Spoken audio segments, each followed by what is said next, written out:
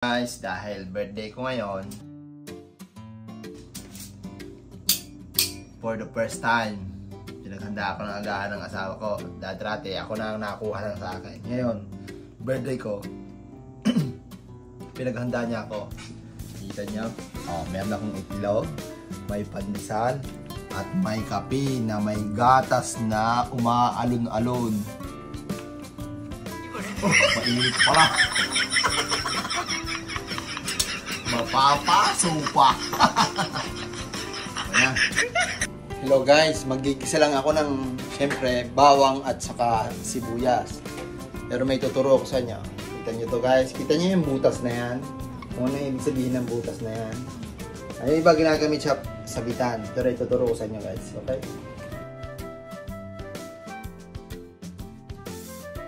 Yan. Kaya yun na yung may butas. Yan. Hindi mo daw padadaanin. Yan. Kaya may butas yan. Ganyan, no? Yan. Kaya may butas ang sangkalan. Alam nyo na, guys?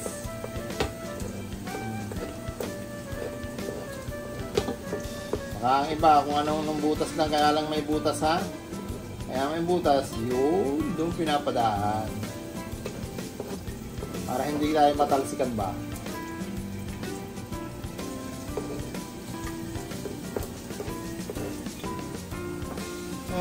Ay magtatagal pa doon sa butas na yon. Tunay naman.